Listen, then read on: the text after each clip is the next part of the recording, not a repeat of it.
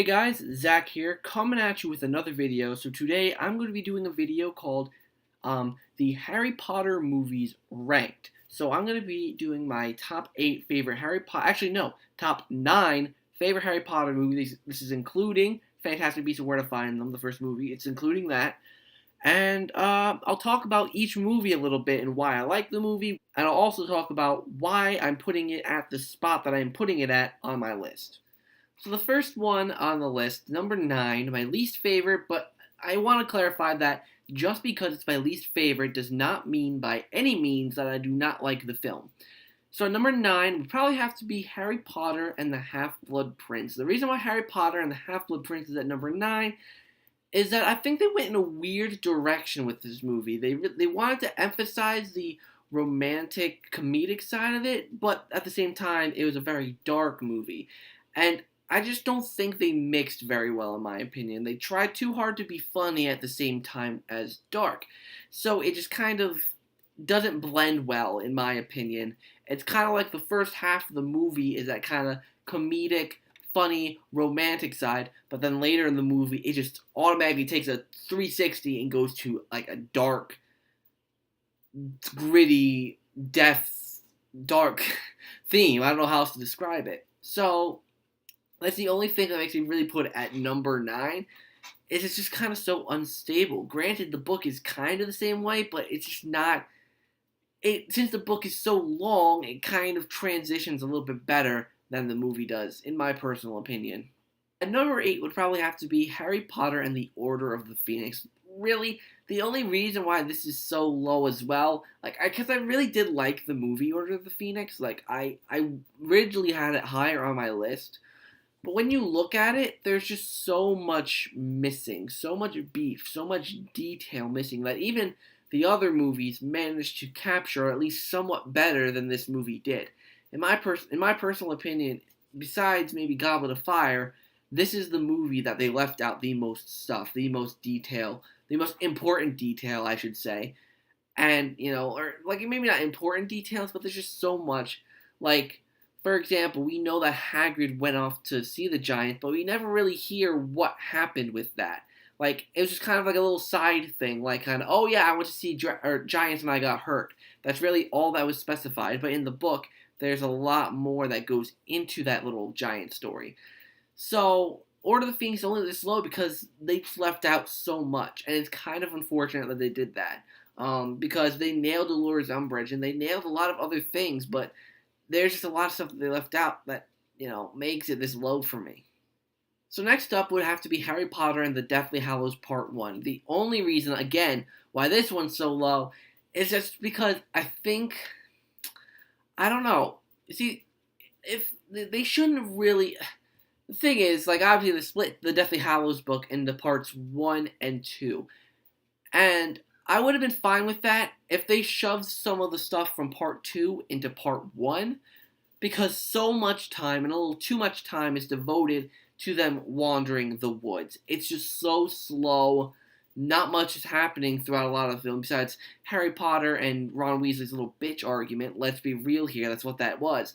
So I really think that they could have put in the Gringotts section into part 1, or at least ended it with Harry arriving to Hogwarts. Like that scene where they're arriving in the doorway. Harry Potter sees all his friends. Boom. That's it. Cut. Part 2 is the main big battle.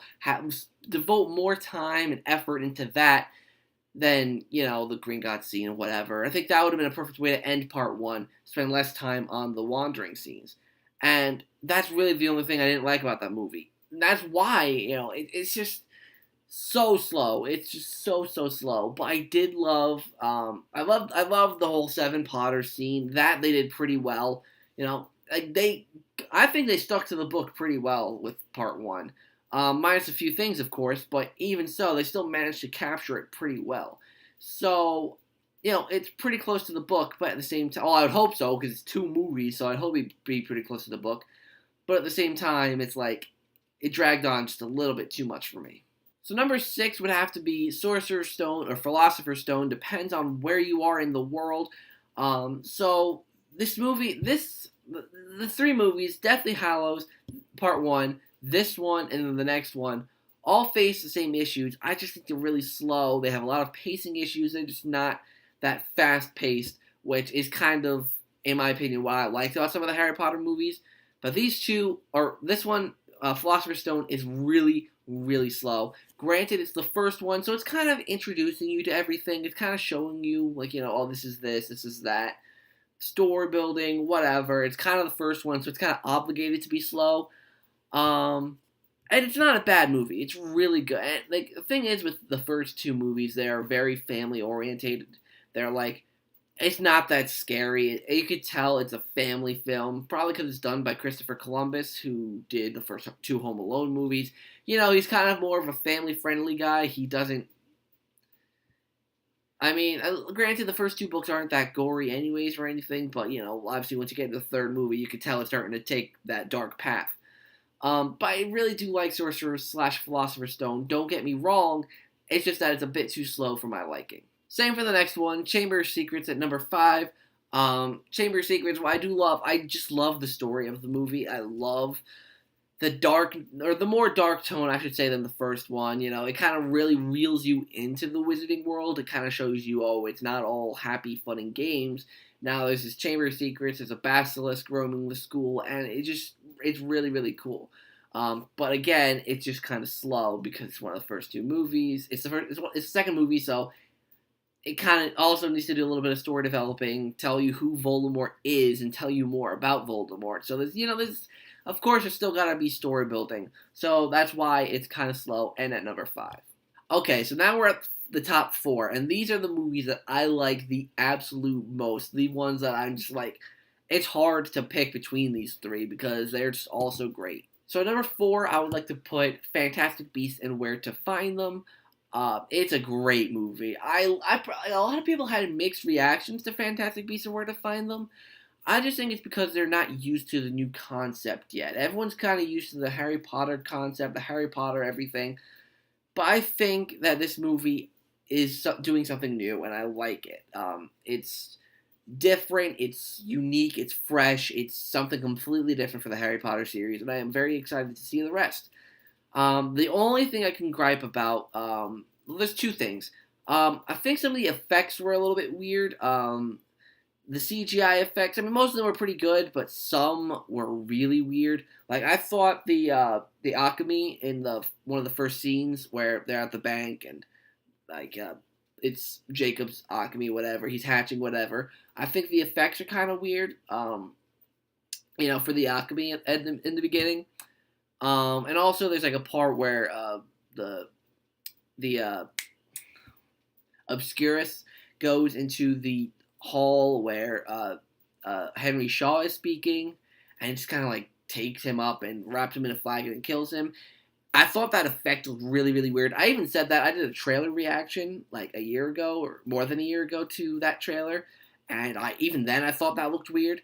And even now I still think it's weird. And secondly, also, as well as the effects, I think I still need to get used to Poor Patina Goldstein, because I just think her character maybe wasn't developed enough, or we didn't see like enough of her, because it just kind of seemed like she was all against Newt Scamander, and all of a sudden she was for him, like just that sudden change of attitude, which, I mean, was kind of understandable given the circumstance why she changed, like the whole courtroom scene and Graves, Percival Graves, was kind of like, suspicious and everything. She kind of understood that now, but even so, it was just like, I don't know, her character is still a little bit weird to me. But nevertheless, I think Fantastic Beasts and Where to Find Them is a great movie. I think you definitely gotta check it out. Definitely. So number 3 is Harry Potter and the Deathly Hallows Part 2. Great conclusion to the Harry Potter series. I think they could have done more with it. Like I said, they could have done, like, shown more battle-y stuff. Like, shown more fighting, shown more action. Because, of course, the whole thing was the Horcruxes. The Horcruxes, Harry Potter has to destroy them, yada, yada, yada. But I just feel like they left out a lot of battle, and they left out a lot of detail in the battle. Because Buckbeak was supposed to be in the battle, who was left out completely from the rest of the series after Prisoner of Azkaban.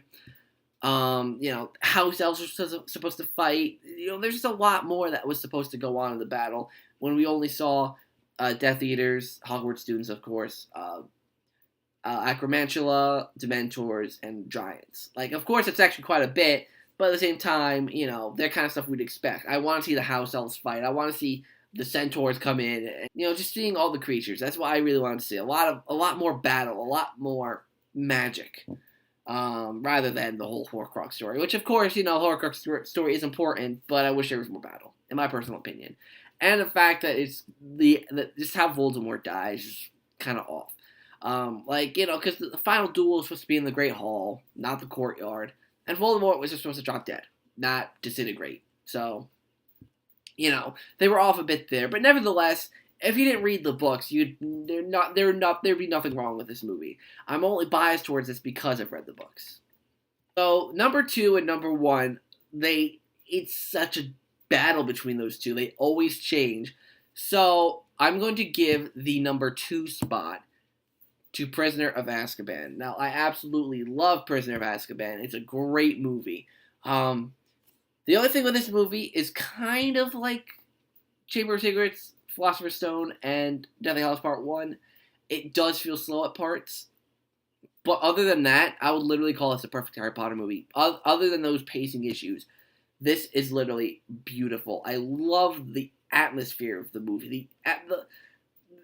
John Williams, first of all, I only thought John Williams did the soundtrack to the first 2 movies, but no, he did to the first 3, and he did great with the Prisoner of Azkaban soundtrack. Holy crap.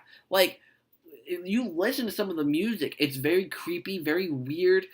It's what you'd imagine the Wizarding World to be like, especially like with the Leaky Cauldron and Nocturne Alley, just like all that creepy music, the Night Bus theme, just all that. It adds an atmosphere to the third movie that I really, really like.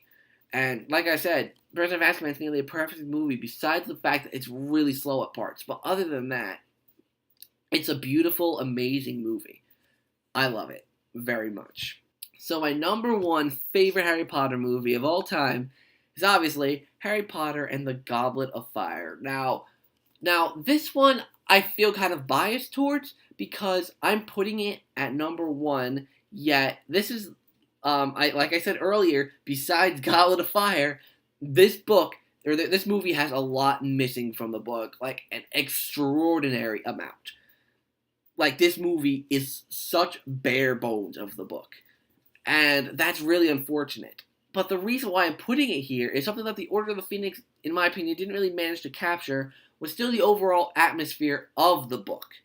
You know, the Order of the Phoenix movie kind of had, like, you know, kind of, you dibbled into, so like I said, it's like, it gave you very bare bones on what was happening with the giant story and all that. But with Goblet of Fire, even though they left out a lot, they went in depth with what was given, for the most part. Besides the whole Bertha Jorkins, or is that Bertha Jorkins, right? Or Bertha Jenkins? I don't know. I forgot the name. But, you know, without her, you know, whatever. But they still include a lot of the atmosphere and a lot of the tension that Goblet of Fire, the book, actually had. And of course, Cedric Diggory's death was always, you know, very emotional. But I think it's brilliant, perfect movie. In my personal opinion, I know a lot of people would disagree with me, and might even say Prisoner of Azkaban is better than Goblet of Fire. Those are the 2 that everyone kind of seems to like the most. Not everyone, I mean, but mostly everyone. It's kind of a general consensus that the 3rd and 4th movies are the best. That's from what I've seen on people's top 10s, or top 9s, or top 8 favorite Harry Potter movies. That's what I've seen. But nevertheless, I love Goblet of Fire. I love them all. I can't even say I don't. I rep Harry Potter a lot, because I love the whole series. I love everything that has to do with Harry Potter. The backstory, the lore, just everything.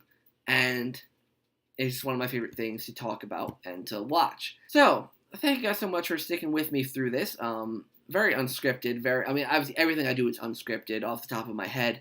But I figured I would record this video for you guys while I'm still wearing my Harry Potter shirt.